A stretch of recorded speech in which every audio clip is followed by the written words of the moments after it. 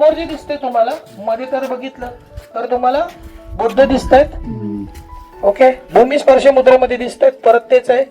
आणि मध्ये जे दिसतंय सेंटरला आता इथे बुद्ध दिसतायत. नंतरच्या काळात कोण आले? इतरांनी स्वीकारलं आणि त्याच्यावरती काय आलं?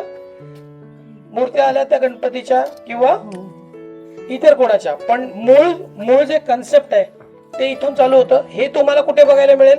तुम्हाला ठणाळे लेणी तुम्ही जर गेलात, हा सुधागड पालीमध्ये ती दिसते तुम्हाला, तर तिथे हे फीचर्स बघायला मिळतील. तिथे कोण दिसतं आपल्याला? बुद्ध नाही दिसत. आता इथे जरी बुद्ध दिसले तरी तिथे बुद्ध नाही दिसत. तिथे कोण दिसतं? माता महामाया दिसते. आलं का लक्षात मी काय कॉन्टेक्स्ट तुम्हाला देतोय? माता महामायांचं शिल्प तुम्हाला कुठे दिसतंय? आता जी चौकट दिसते, तोरणद्वार दिसतोय तुम्हाला, त्या तोरणद्वाराच्या मध्ये आता इथे कोण दिसतंय तुम्हाला? तर इथे बुद्ध दिसतायत. पण तुम्ही जर लेण्यांवरती गेलात आपल्या, तर तिथे कोण दिसतंय? महामायांचं स्वप्न शिल्प आहे. काय तर त्या एका फुला म्हणजे कमळाच्या अधिष्ठानावर बसलेले आहेत. त्यांनी 2 हत्तींना उचलून घेऊन गेलेत मेरू पर्वतावर आणि त्यांना सूचितभूत करतायत. असं शिल्प आपल्याला कुठे बघायला मिळतं? तर असं शिल्प पहिल्यांदा इंडिकेट केलं गेलं ते होतं पितळखोरा लेणी. पितळखोरा लेणी माझ्याबरोबर ज्यांनी बघितली त्यांना मी ते दाखवलेलं आहे पितळखोरा लेणीवरती.